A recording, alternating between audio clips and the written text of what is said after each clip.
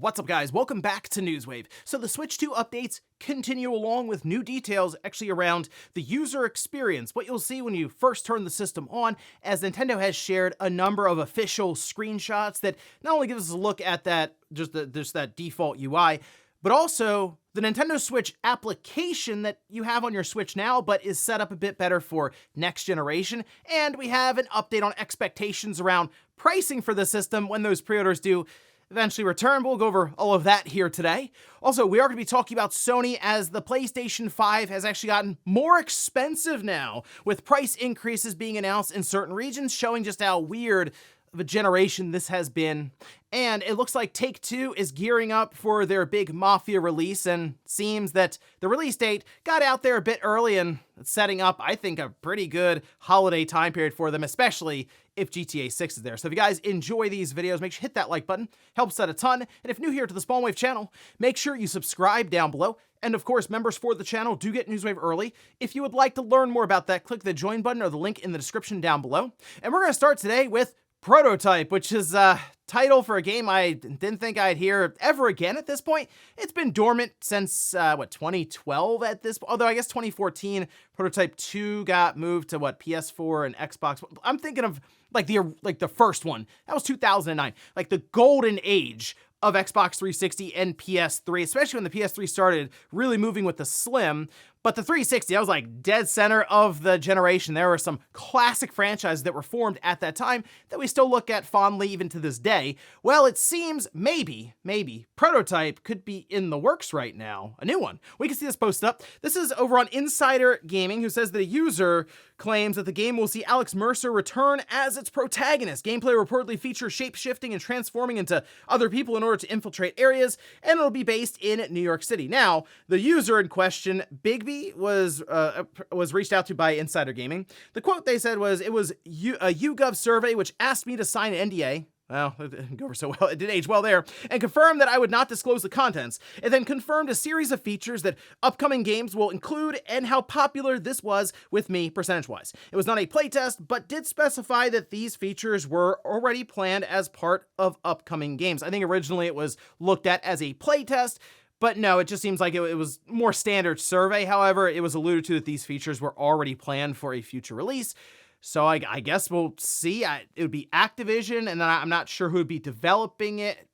Who knows? But I like the idea of Prototype making a return, because I'd love to see what would be possible with that sort of a setup in a game where you're ultra powerful, and then you can take advantage of some of the newer technology with these systems and PC. That would be awesome. So crossing my fingers that that is something we see at some point in the future. Also, there's been a lot of discussion around game keys for the Switch 2, but something people seem to forget is that game keys have kind of been around for a little while now, and we had the most recent example with Indiana Jones on the PlayStation 5. This video was shared, and this was posted up by Retro Game Future, showing what happens if you install version 1.00 on the PlayStation 5 for Indiana Jones. Come to find out, it installs 20 gigabytes. And then you have to download the other 105 gigabytes. Yeah, it is a requirement that you connect to the internet and download the rest. So since you can't do anything with the disc without the internet, this would effectively be a game key on the PlayStation 5. We've already talked about how there are games like Jedi Survivor needed an additional download. Of course, Call of Duty is like a tiny launcher that then installs and downloads stuff from the internet. It's all required. So game key in general is not a new concept, just had a bit of a spotlight put on it with the Switch 2, because it seems like they're popping up all over the place. And they put a bit more of an emphasis on the box, whereas with Indiana Jones, turns out they didn't have it on the marketing, and it ended up being a little tiny box at the bottom when they got the game. Oh, and rumors have been flying around Banjo Kazooie and if they can make a return. Well, take a look at this. This is actually posted up. This is from Canadian Guy on YouTube, and it's transcribed here on Windows Central. While talking with Paul Yan at Toys for Bob and asked, who would you like to work with, a future scenario? One company we'd like to work with is one we're already working with, Team Xbox. They've been a great partner, and they also have a very interesting roster of characters that Toys for Bob could have a lot of fun with. The Honey Bear is the first one that comes to mind. I think we can all agree Banjo's been hibernating long enough, right? Yeah, I'd agree with that, and I'd actually agree quite a bit that Toys for Bob would be a great studio to tap for a Banjo revival of some kind. Clearly, they have the pedigree in terms of like the 3D platforming genre, It's just they're working on something right now, so I'm curious what it is, unless they're kind of hinting here subtly that they're working on Banjo. I don't think that would be a great idea, but maybe Microsoft, if this goes well, they can open up a bit more and have Banjo be something they tackle, or who knows, maybe halfway through development of what they're working on now, they can then start working on another game and it's Banjo. Or maybe they're working on it now and they just told us. I don't know, but it is something fun to think about. Toys for Bob logo popping up, and then you get the familiar Banjo coming in with big Banjo Kazooie or Banjo 3 or whatever title screen. And guys, with some of the quick news out of the way, let's get into the bigger stuff. Let's start right away with the Switch 2 as updates continue to flow online from hands-on events, as well as from official releases by Nintendo themselves.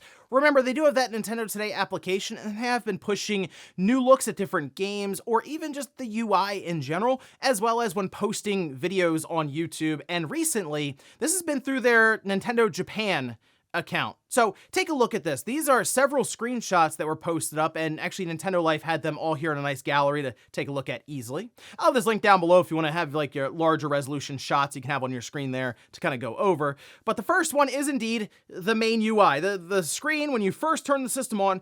And while we did get a quick look at it with a very like low resolution image, in this case it's a bit clearer, and it actually has several games right there on the main screen. Now, from what I could tell, the only real new Switch 2 game is Mario Kart World, but you could see like Tears of the Kingdom, Switch 2 Edition, Splatoon 3, and Pikmin 4, basically just showing off how it looks when you have the first 4 squares, which is most what you have other than that 5th one that's kind of cut off, when you have different games loaded on it. Then at the bottom row, you do have Nintendo Switch Online, and then several other things following that with looks like Game Chat. You have your store icon there for the eShop, images, the Joy-Cons, of course, settings, maybe virtual game card there, power, and so on. My only thing with this, it still looks like the Switch right now, and that's, I know it works. And in terms of, hey, I just want to pick this thing up and play a game, yes, it's great. But it was also very basic, sterile looking, plain. I was almost hoping that Nintendo would go, you know, we have a bit more here when it comes to reserves in terms of power or RAM. Let's dress up the OS a little bit. Now, I will say, if they actually have plans for themes, which at this point, I don't know why I'd expect that after 8 years of, I mean, what did they have? 2 themes? It was just like black and white. It was like dark theme and light theme. That was it. I don't know really why I'd expect them to have themes, but if they do, this would actually work really well because the entire background is like just off-white kind of. So crossing my fingers, come on Nintendo, don't let us down. That would be a lot of fun to have themes. But they also did show off that NSO button, which you do have now on your Switch, right? So if you go in there, it's pretty slow, but the idea is it at least throws everything together with the NSO benefits. This, however, is significantly faster according to Nintendo, as they did like a roundtable, sat down, talked about the eShops faster, as well as things like browsing the NSO application here.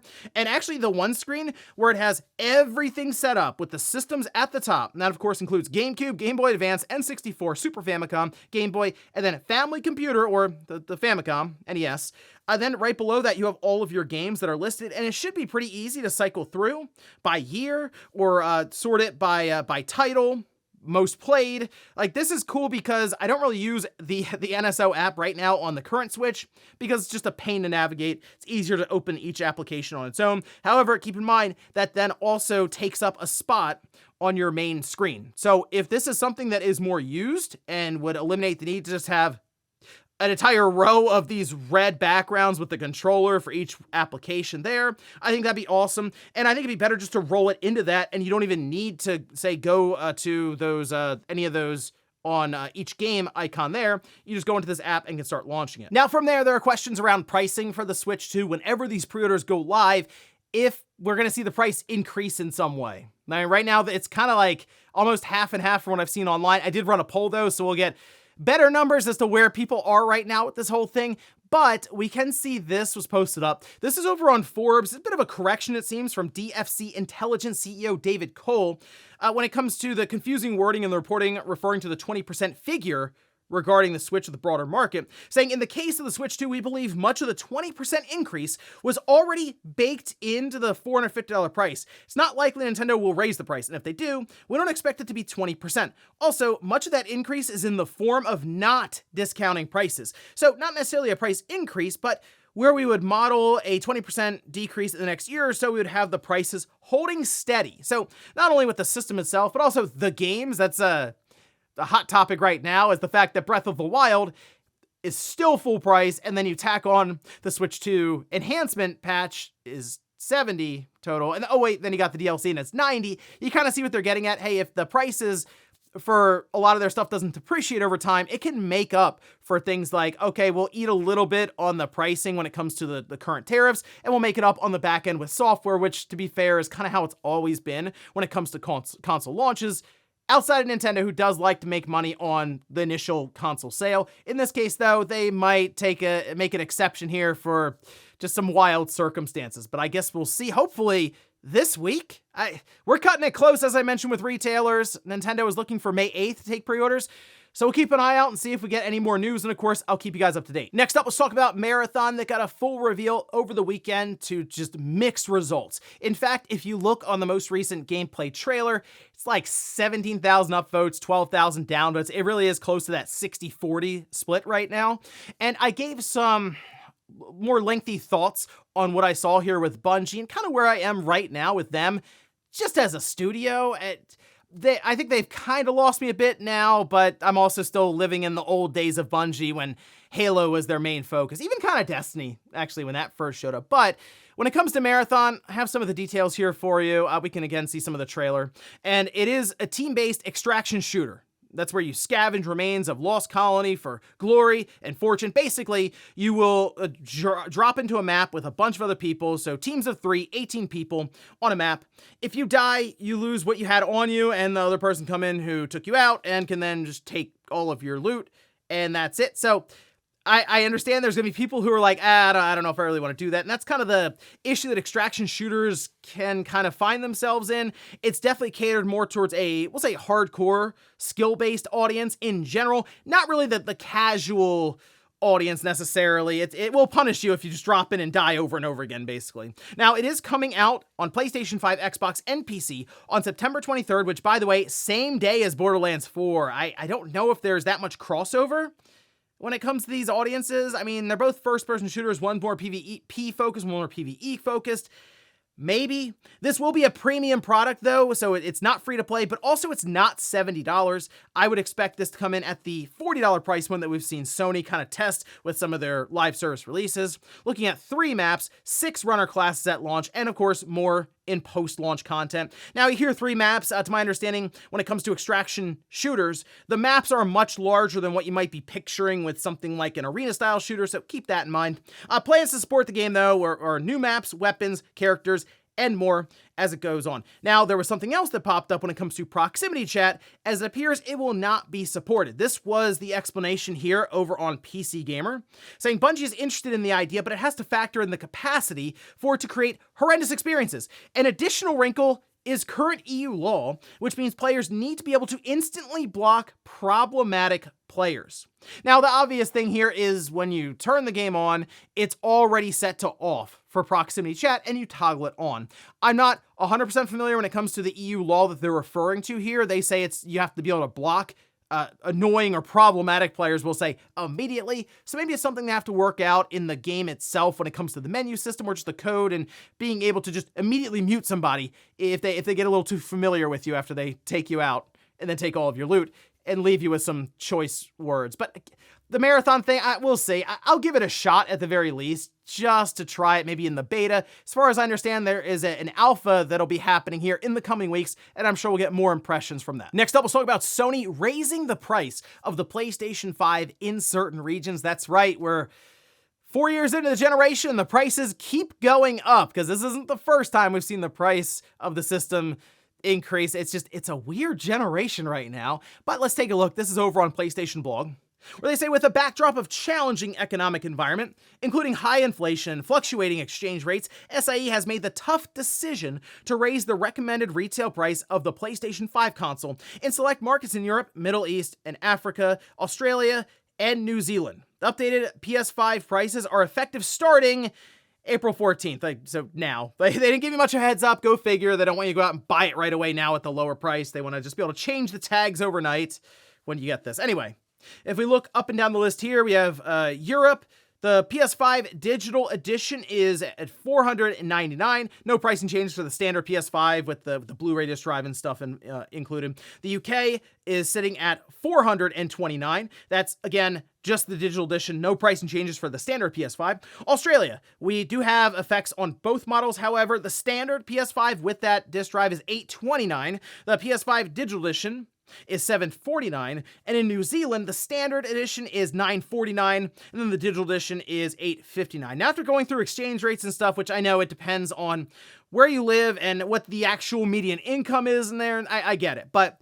when it comes to like just exchange rate over to say US dollars, these seem to come in price points of like $540 to $550 for the PS5. In some regions here, it looks like that it just went up 100 in terms of the currency. So it's, that's tough. I mean, this is just what we're seeing throughout this generation. Now, I guess to sort of try to ease some of the shock, the disc drive for the PS5 saw a bit of a drop. You can see the prices here in terms of the regions and everything. And I can only assume it's okay. We're probably going to sell less disc drives than we will digital PlayStation 5 systems anyway, because there are just many people now who are only buying digital. So let's just drop the price on that as a, hey, we'll meet you in the middle.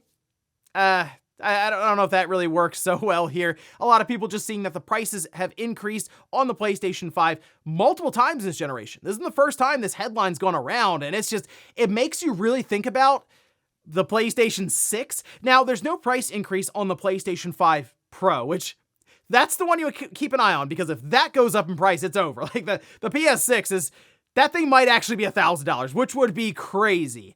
I don't know if that's something that Sony would really want to do, though, because there is that sense of we have to sell these systems for all of this to make sense. So they would look more maybe to subsidize that model, but it's not going in the right direction throughout the generation. Usually the prices would go down on systems to where you get a $100 PS2 or like a $100 GameCube or something. Even during the 360 and the PS3 era, Sony really got moving when they got that PlayStation 3 price down from $600 when they really started to $300 with the Slim. You know, years later, it's just not the way it is anymore, which is just, it's super weird to see all this unfold, especially if you're in the newer generation now and you have no idea that prices used to go down.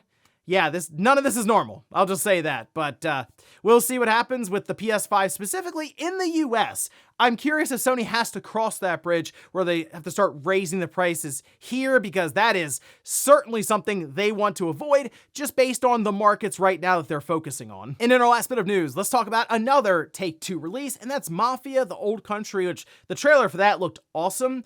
Really happy to see a new Mafia game coming out here in 2025. In fact, doesn't seem like we're that far off, because they made a post over on Steam, and it appeared that they may have accidentally posted the release date along with an announcement for a PAX event that they'd be doing, which we could see this posted up. This is over at Insider Gaming, who captured the post before it was changed, saying Mafia: The Old Country is available August 8th, 2025. Pre-order now for PS5, Xbox Series X, S, and PC through Steam. Stay tuned to the official Mafia website for more information.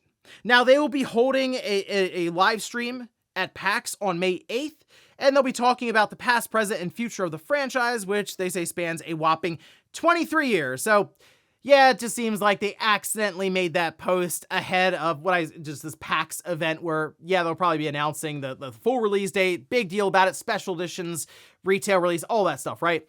And this continues to set up a pretty big holiday for Take-Two, doesn't it? We're talking about, with 2K, you have Mafia, you have Borderlands, and GTA?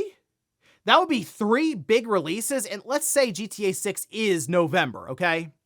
August, September, November, 3 big releases in 4 months for them. That does make me wonder, okay, hold on a minute, maybe GTA 6 really is 2026? I just feel so crowded here for them. Although they would have some of the games out before GTA 6 and even give it almost a month and a half buffer between Borderlands and that.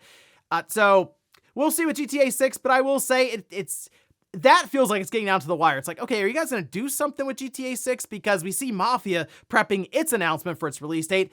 That second GTA 6 trailer has to drop at some point, and right now everyone's just kind of looking around waiting because it could really happen at any time. And before we go to the comment of the day, we'll take a look at the poll that I posted up yesterday, where I ask, Do you think Nintendo will raise the price of the Switch 2 in the US due to ongoing tariffs when pre-orders go live again? 55% say yes. Wow, 45% say no. It is almost, it's close to half and half there.